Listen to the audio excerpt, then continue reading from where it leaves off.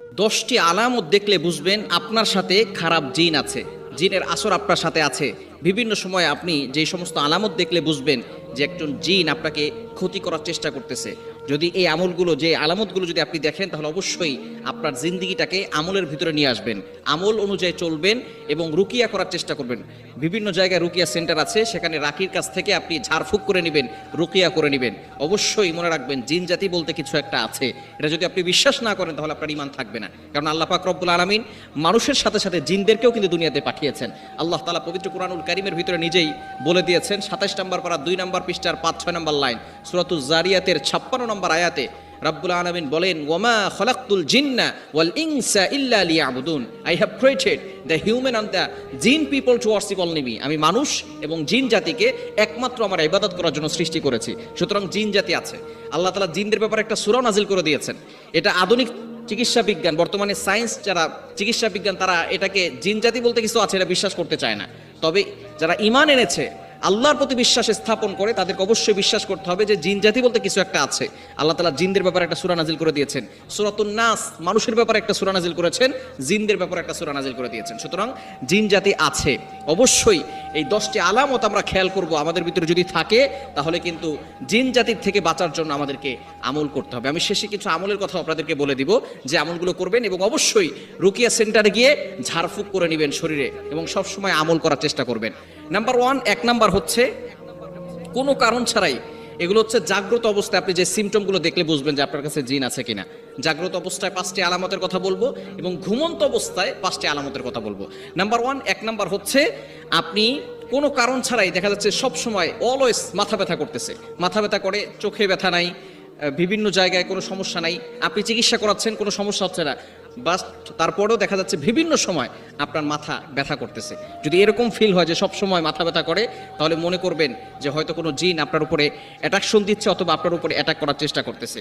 এবং 2 নাম্বার হচ্ছে কোনো কিছুতে মন বসে না, আপনি ইবাদত করছেন, ইবাদতে মন বসে না, কারোর সাথে কথা বলতে ইচ্ছা করে না, যার কথাই শোনেন না কেন কারোর সাথে আপনার কথা বলতে ইচ্ছা করে না, এরকম অনেক সময় হওয়া দেখবেন। যদি এরকম হয় তাহলে মনে করবেন কোনো জিন জাতি আপনার উপরে অ্যাটাক করার চেষ্টা করতেছে, অ্যাট্রাকশন দিচ্ছে। এবং 3 নাম্বার হচ্ছে উগ্র মেজাজ। দেখবেন কিছু মানুষ আছে একেবারে উগ্র মেজাজ দেখায়, সবসময় মেজাজ খিটখিটে হয়ে থাকে, যারা দেখবেন সব সময় সন্তানদেরকে দেখতে পারে না, স্ত্রীকে দেখতে পাচ্ছে না, এবং অনেক সময় দেখা যাচ্ছে নিজের মায়ের সাথে খারাপ ব্যবহার করতেছে, বাবার সাথে খারাপ ব্যবহার করতেছে, আত্মীয় স্বজন রিলেটিভ যারা আছে কারোর সাথেই ভালো ব্যবহার করে না, সবার সাথে উগ্র মেজাজ দেখায়। যদি এরকম হয় তাহলে অবশ্যই আপনি আমল করার চেষ্টা করবেন। 4 নাম্বার হচ্ছে শরীরের কোনো অঙ্গে সর্বদা ব্যথা করা, যেমন আপনার হাতে ব্যথা করতেছে, কোমরে ব্যথা করতেছে, বারবার আপনি ডক্টর দেখাচ্ছেন, চিকিৎসা করাচ্ছেন, কিন্তু কোনো ফায়দা পাচ্ছেন না। হয়তো কোনো জায়গায় আপনাকে এমনভাবে জিন ব্যথা করে রাখছে যাতে করে আপনি বিপদে পড়ে যেতে পারেন। এবং 5 নাম্বার হচ্ছে অস্বাভাবিকভাবে খাওয়া। একজন মানুষ বেশি খেতেই পারে, এটা স্বাভাবিক। কিছু কিছু মানুষ আছে একটু বেশি খেতেই পারে, আল্লাহ তাআলা খাওয়ার ব্যাপারে কোনো নিষেধ করেন নাই। তবে অবশ্যই কিছু মানুষ দেখবেন অস্বাভাবিক খায়। একজন মানুষ 4 কেজি 5 কেজি মিষ্টি খেয়ে ফেলে, দেখবেন জিনেরা কিন্তু মিষ্টি একটু বেশি পছন্দ করে। অনেক মানুষ আবার এরকম আছে দেখবেন একসাথে 5 কেজি 6 কেজি মিষ্টি খেয়ে ফেলে। যদি এরকম হয়, অস্বাভাবিক খাওয়া, অতিরিক্ত অস্বাভাবিক খাওয়া, তাহলে মনে করবেন কোনো জিন হয়তো তাকে আক্রমণ করছে, তাকে অ্যাট্রাকশন দিচ্ছে, তার ভিতরে কোনো খারাপ জিন আছে। এবং ঘুমন্ত অবস্থায় যে 5টি বিষয় দেখলে মনে করবেন যে আপনার উপরে জিন অ্যাটাক করতে পারে। প্রথম 5টি বললাম।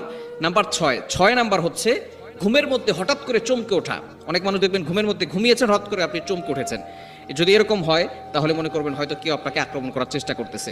এবং 7 নাম্বার হচ্ছে খুবই গুরুত্বপূর্ণ, সেটা হচ্ছে ভয়ঙ্কর স্বপ্ন দেখা। আপনি মানুষের মাথা দেখতেছেন, কঙ্কাল দেখতেছেন, ভয়ঙ্কর ভয়ঙ্কর স্বপ্ন আপনি রাতের বেলা যখনই ঘুমান তখনই আপনি ভয়ঙ্কর স্বপ্ন দেখেন। যদি এরকম দেখেন তাহলে কিন্তু অবশ্যই আপনি আমল করার চেষ্টা করবেন। এবং 8 নাম্বার হচ্ছে উঁচু জায়গা থেকে নিচে পড়ে যাওয়া। আপনি স্বপ্ন দেখতেছেন যে আপনি বিল্ডিং এর ছাদ থেকে নিচে পড়ে যাচ্ছেন, অথবা আপনি বিমানে উঠেছেন, সেখান থেকে কেউ আপনাকে ফেলে দিয়েছে, আপনি সেখান থেকে শুধু পড়তেছেন, কেউ আপনাকে ধরতেছে না। এরকম অনেক সময় যদি উপর থেকে নিচে পড়ে যাওয়া দেখেন তাহলে মনে করবেন যে কেউ জিন অথবা অন্য কেউ আপনাকে ব্ল্যাক ম্যাজিক, জাদুটোনা অথবা জিনের মাধ্যমে আপনাকে পাচার করে আপনাকে বিপদে ফেলতে চাচ্ছে।